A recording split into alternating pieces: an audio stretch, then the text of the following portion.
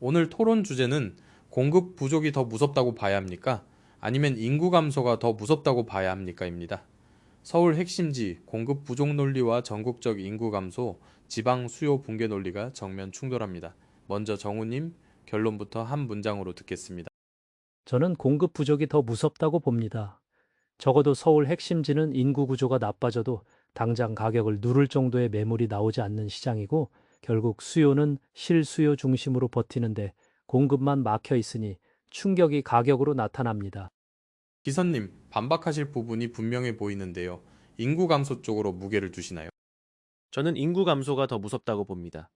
공급이 부족해서 가격이 오르는 것처럼 보여도 긴 시간의 법칙에서는 수요 자체가 줄어드는 시장이 이깁니다.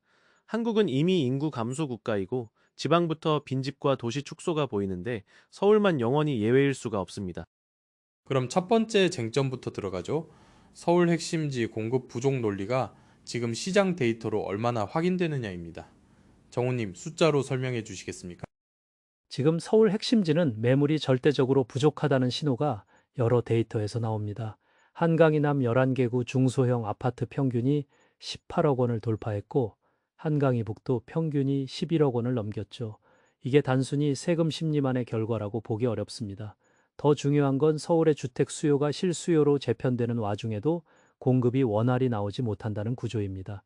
실제로 서울의 주택 보급률이 93점대입니다. 수요가 있는 곳에서 공급이 못 따라가면 인구 감소 같은 변수가 있어도 단기 가격은 버팁니다. 기선님, 지금 정우님은 공급이 못 따라가서 가격이 버틴다고 보셨는데요. 인구 감소 논리로는 왜 이 설명이 부족하다고 보십니까?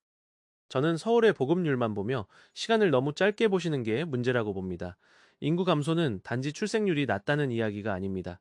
결국 10년, 15년 뒤에 누가 살 집을 찾는지 그 수요자의 숫자가 줄어드는 겁니다. 서울도 언젠가는 영향을 받습니다.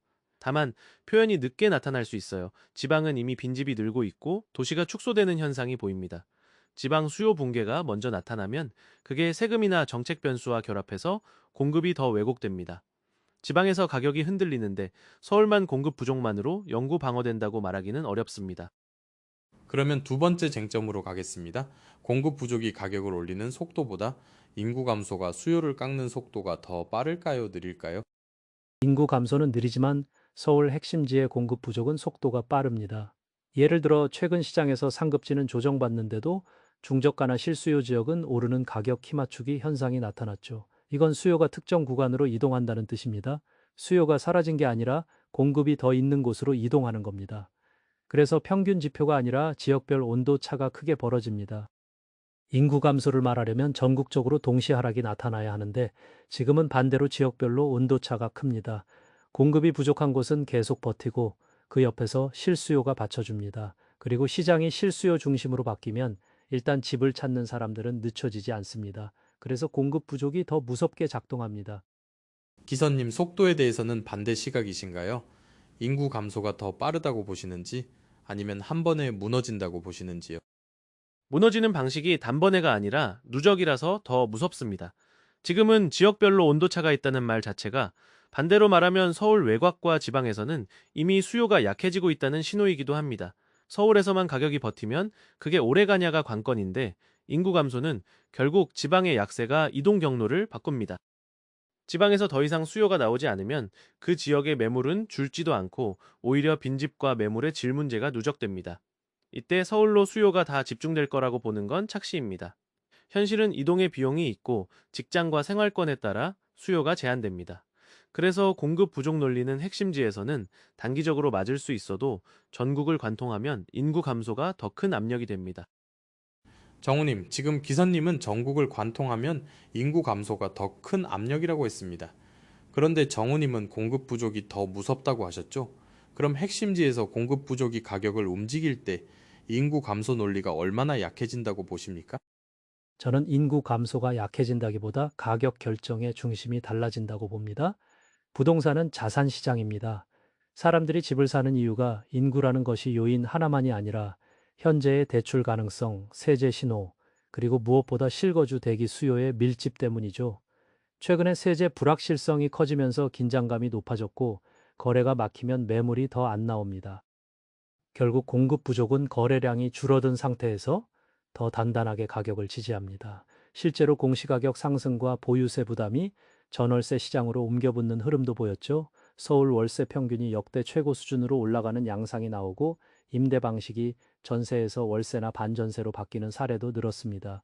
이런 건 수요가 사라져서가 아니라 공급과 유동성의 병목이 커졌다는 신호입니다. 그래서 공급 부족이 더 무섭습니다. 정책 설계 관점에서 질문할게요.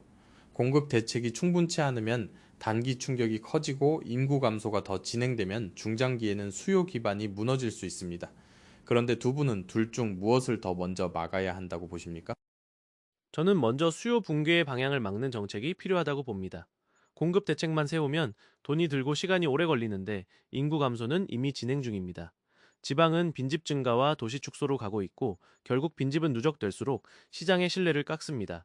그러면 공급이 늘어도 수요가 붙지 않는 구간이 생깁니다. 서울 핵심지라고 해서 미래 수요가 안전하다고 말하면 안 됩니다. 오히려 지금 같은 지역별 온도차 국면에서 서울에만 집중된 정책은 지방의 붕괴를 더 늦추지 못할 수 있습니다. 공급 부족은 가격을 흔들 수 있지만 인구 감소는 주택의 최종 수요 자체를 깎습니다. 이건 타이밍 문제가 아니라 구조 문제입니다. 지금까지 공급 부족과 인구 감소에 대해 얘기해 보았습니다. 시청자 여러분들은 어떻게 생각하시나요? 여러분의 의견을 댓글로 남겨주세요. 감사합니다.